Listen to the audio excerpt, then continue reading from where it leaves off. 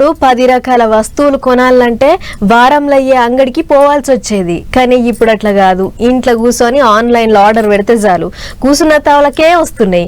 అయితే ఈ ఏడాది ఐపేదలకు వచ్చింది కదా, ఇక ఎవరు ఎన్నెన్ని ఆర్డర్లు పెట్టిర్రు, ఎన్ని మాటలు పెట్టిర్రు, ఏ వస్తువును ఎక్కువ కొన్నారు అనే ముచ్చట్లన్నీ బయట పెట్టిందట ఓ కంపెనీ. మరి ఏవేవి ఎక్కువ అమ్ముడు పోయినాయో ఒకసారి చూసేద్దాం పారు. 2025లో స్విగ్గీ ఇన్స్టామార్ట్ దుమ్ముదులు పెద్ద అంతా చేసింది కదా. ఆన్లైన్ బేరాలు దండిగా చేయంగా గల్లా పెట్టి గలగల ఆడింది కావచ్చు. ఇక కొనుగోళ్ల ఇచ్చేంతరాలు చూస్తే ఎవరో 22 లక్షల దంతా ఒక్క ఇన్స్టామార్ట్ నే చేసిరాట.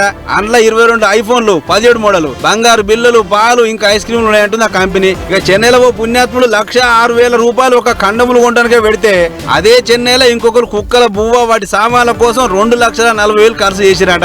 అటు బొంబాయిలో ఇంకొకరు షుగర్ లేని రెడ్ బుల్ కోసం 16 లక్షలు ఖర్చు పెడితే, నోయిడాలో ఇంకొకరు బ్లూటూత్ స్పీకరు, మెమోరీ కార్డులు, రోబోటిక్ వ్యాక్యూమ్ క్లీనర్ కోసం 2,70,000 పెట్టిరాట. ఇక మన హైదరాబాద్ కించి ఒకరు ఐఫోన్ 17 మోడల్ 3 ఒకటే పాలి ఆర్డర్ పెట్టి 4,30,000 పోస్తే, బెంగళూరులో ఇంకొకరు నూడిల్స్ కోసం 4,36,000 పెట్టిరాట.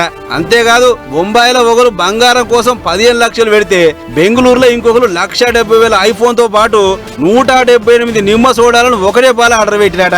ఓ గిట్లా ఒకటారుండా ఒక్కటే ఆర్డర్లో 4,30,000 పోసి మన హైదరాబాద్ లో రికార్డు కొడితే, ఏడాది పొడుగుతా ఒక్కటే ఆర్డర్ మళ్ళా పెట్టి లక్షలు పోసిన వాళ్ళు బొచ్చడు మంది ఉన్నారు. ఇక అమ్ముడు పోయిన పాల ప్యాకెట్లన్నీ చింపి ఒక్కతన పోస్తే 26,000 ఒలింపిక్ సైజు స్విమ్మింగ్ పూల్స్ నింపొచ్చు అంటుంది ఆ కంపెనీ.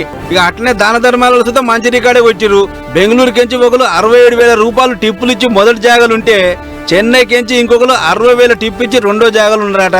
ఏదేమైనా పాలు, ఐస్ క్రీములు, గులాబీ పువ్వులు కొనుట్లా మన హైదరాబాద్ మస్తు రుబడి చూపించారు పో ఈ ఏడాది.